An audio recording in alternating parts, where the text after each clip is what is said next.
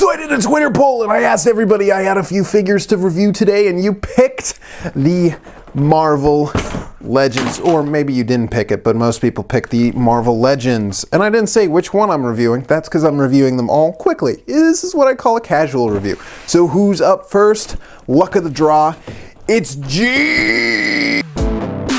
Don't forget! First of all, this Jean has no accessories. Second of all, I'm going to say she's a bit thin. I don't know if the Jean in my mind is always this thin. Her sash is looking cool. That could be the only accessory. This is a Phoenix attire, a very nice colored one. The articulation is as expected. For some reason though, I think the neck is a bit too high, and the hair is absolutely gorgeous, although it does oh my gosh, kind of inhibit the articulation for me and makes the head pop off if you try and move it too much. But if you're lucky, you can get her to do an exorcism pose. Overall, I think this is pretty good Jean, other than the derpy eye syndrome going on there. Now it's Cable! Here's Cable. He's big, he's burly, and you know what? I'm really glad that Hasbro decided to go with an older Cable, a more contemporary Cable, because Marvel Select owned it when it came to the old school 90s Cable. And if there's anything that screams 90s, it's Cable. Dude is huge with his big guns and all that, and I really feel like Hasbro nailed it with this figure. Already it's one of my favorites from the set. Look at those details on that face! Hey Rob, this is Wolverine. Yeah, I can't really do that voice. Let's check this out though. Rob can. So I texted my friend Macho Muchacho and asked him who his favorite Marvel characters are, and one of them was Logan, aka Wolverine, and I asked him which color was his favorite Wolverine costume, and you know what he told me? Yeah, he told me the brown and yellow. So what's your favorite color? That's the conversation for this video.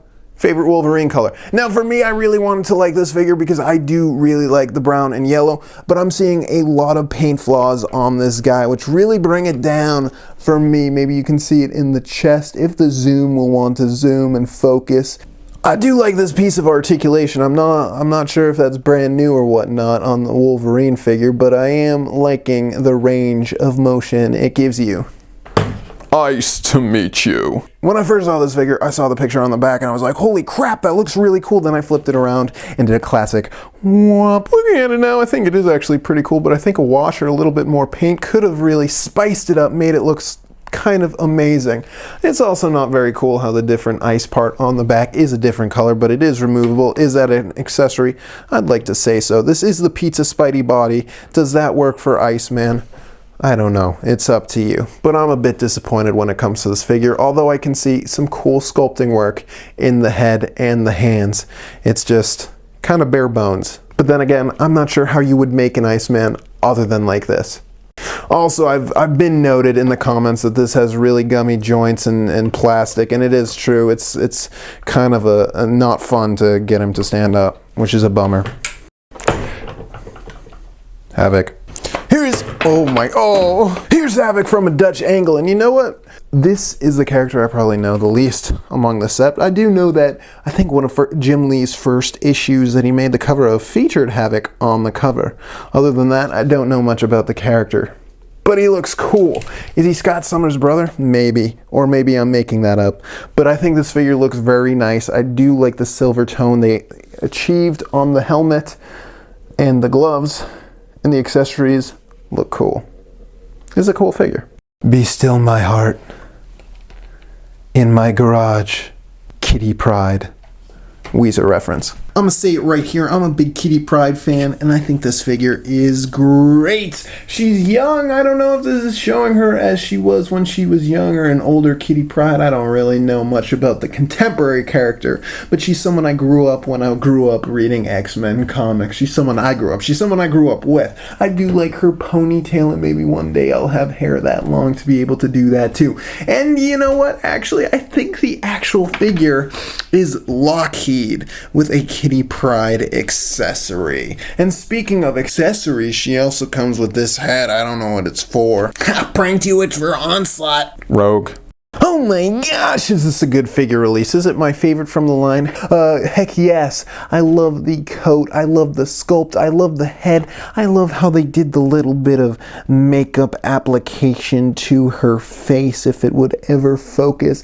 And yeah, there might be slight derp eyes going down, but I don't notice it when I look at one side of her face.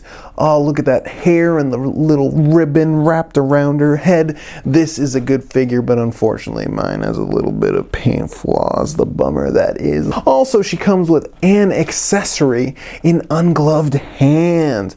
So you know what she can do? She can steal other superpowers from other mutants. Crazy. This one is probably my favorite from the line. Let's build it up. Here's the final figure from the wave, Juggernaut. Oh, don't want to swear, YouTube policies, baby. I think this is quite nice.